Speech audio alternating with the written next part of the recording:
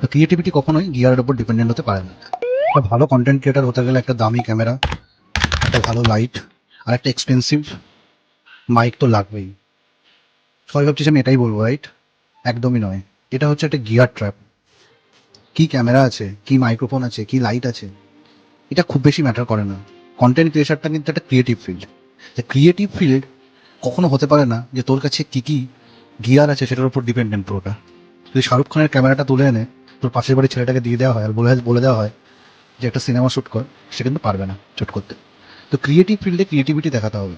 তো ক্রিয়েটিভিটি কখনোই গিয়ারের উপর ডিপেন্ডেন্ট হতে পারে না। আর যদি তাই হতো তাহলে সবাই কিন্তু কন্টেন্ট ক্রিয়েটার হয়ে যেত।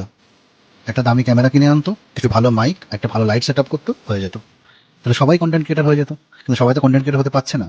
ফার্স্ট রিকোয়ারমেন্টটা হচ্ছে বাড়িতে যা কিছু আছে, যার 10,000 টাকার মোবাইল, যার 60,000 টাকার মোবাইল, যার 1,00,000 টাকার মোবাইল, সেই মোবাইল দিয়ে শুরু করো। এখন মোবাইল দিয়ে অনেক ভালো ভিডিও ক্যাপচার করা সম্ভব, ফটো তোলা সম্ভব, এবং আমাদের মোবাইলের বাই ডিফল্ট মাইক্রোফোনটাও যথেষ্ট ভালো, সেখান থেকে অনেক কিছু করা যায়। এবার বাই ডিফল্ট যে ভিডিওটা ক্যাপচার হলো সেটাকে ফ্রি সফটওয়্যারগুলো আছে, সেই সফটওয়্যারগুলো ইউজ করে সেটাকে আমি একটু ইমপ্রুভ করতে পারি, তাই না?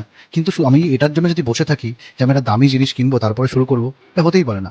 আর লাইট, প্রথমে যখন শুরু করা হচ্ছে তখন দিনের বেলায় সব কিছু শ্যুট করো, এটা জানলার সামনে বসে, বারান্দায় বসে, বা ঘরের লাইটটা জ্বেলে নেই যদি কোনো কিছু নাই থাকে। এবার নর্মালি হয় ঘরের লাইটটাতে একটু গ্রেন চলে আসে ফ্রেমে, তো দিনের বেলাটা সবচেয়ে বেস্ট। রোদের মধ্যে অনেকে আছে একদম রোদের মধ্যে দাঁড়িয়ে দাঁড়িয়ে হেঁটে হেঁটে ফটো ভিডিও করে। তার কারণটা হচ্ছে রোদের মধ্যে খুব পরিষ্কার আসে ভিডিওটা।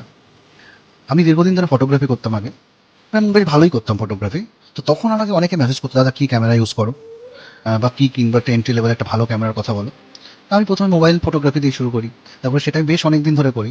তারপর আমার বাবা আমার সেই ইন্টারেস্টটা বোঝে এবং আমার বাবা রিটায়ারমেন্টের আগে শেষ গিফট হিসেবে আমাকে একটা ক্যামেরা কিনে দেয়। যেটা আমি প্রিভিলেজড বলে, সবার পক্ষে তো সেটা সম্ভব নয়। আর আমি এটা কথা বলছি 2011-12, তখন মোবাইলে কিন্তু ভালো ক্যামেরাও, মোবাইল দিয়ে ভালো ছবিও উঠতো না। ফোন, নোকিয়ার ফোন আমার কাছে ছিল, সেটাতে কিন্তু যথেষ্ট শার্প অ্যাটলিস্ট ফোকাসড ফটো উঠতো।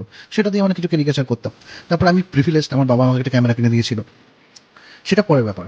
কিন্তু যারা এই যে মেসেজগুলো করতো যে একটা ক্যামেরা সাজেস্ট করো, তাদের প্রোফাইলে গিয়ে দেখতাম তারা একটা বেসিক ফটো পর্যন্ত তোলেনি।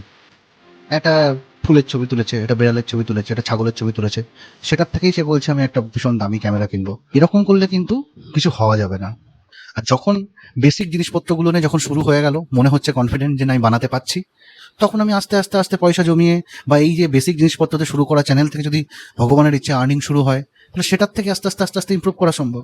এখন তো আবার আরেকটা ব্রিড অফ লোকজন চলে এসছে, যারা হচ্ছে একদম বড় লোকের দুলাল এবং দুলালি।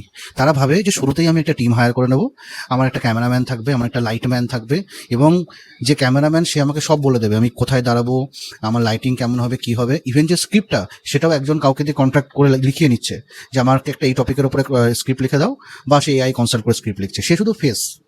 এরকম করলে সেই চ্যানেলটা বেশি দিন সাস্টেন করা যায় না। আর এটা হচ্ছে অল অ্যাবাউট নিজের ভালো লাগা এবং ক্রিয়েটিভিটি, এই দুটোকে মিক্সচার করে কিছু একটা